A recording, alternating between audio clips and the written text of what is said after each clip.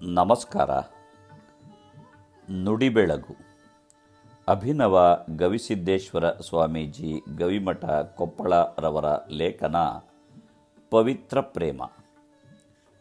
ಸಂಬಂಧಗಳು ಯಾಕೆ ಕೆಡುತ್ತವೆ?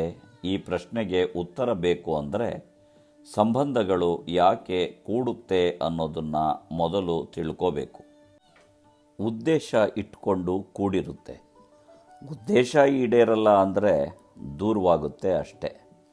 ವಸಂತ ಮಾಸ ಬಂದಾಗ ಕೋಗಿಲೆ ಹಾಡುತ್ತೆ. ಕೋಗಿಲೆಯ ಹಾಡನ್ನು ಕೇಳಿ ಮಾವಿನ ಗಿಡ ತನ್ನ ಚಿಗುರನ್ನೇ ನೀಡುತ್ತೆ.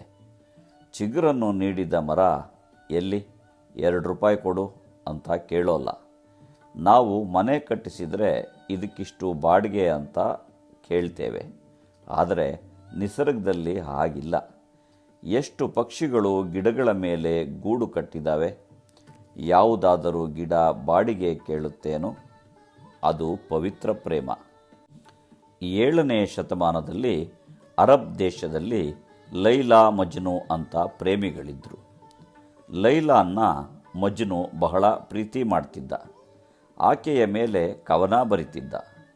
ಕವನ ಬರೆದ್ರೆ ಹೊಟ್ಟೆ ತುಂಬೋದಿಲ್ಲ ಅಂತ ಲೈಲಾನ ಅಪ್ಪ ಆಕೆಯನ್ನು ಬೇರೆ ಹುಡುಗನೊಂದಿಗೆ ಮದುವೆ ಮಾಡಿದ. ಮಜ್ನುಗೆ ಹುಚ್ಚು ಹಿಡಿದಂಗೆ ಆಯಿತು. ಆ ದೇಶದ ದೊರೆ ಇವನ ಸ್ನೇಹಿತ.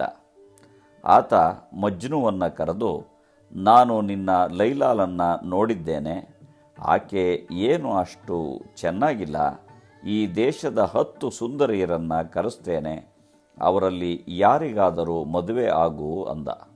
ಅದಕ್ಕೆ ಮಜ್ನು, ನೋಡು, ಲೈಲಾ ಸುಂದರವಾಗಿ ಕಾಣಬೇಕಾದ್ರೆ ಮಹಾರಾಜರ ಕಣ್ಣಿಂದ ನೋಡಬಾರದು, ಮಜ್ನು ಕಣ್ಣಿಂದಲೇ ನೋಡಬೇಕು ಎಂದು ಹೇಳಿದ. ಪ್ರೇಮ ಕುರುಡು ಅಂತಾರೆ. ಮೊದಲು ಮುಖಾಮುಖಿ, ನಂತರ ಚಂದ್ರಮುಖಿ, ಆಮೇಲೆ ಕಮಲಮುಖಿ, ಆ ನಂತರ ಸೂರ್ಯಮುಖಿ, ಕೊನೆಗೆ ಜ್ವಾಲಾಮುಖಿ. ಇಷ್ಟೇ.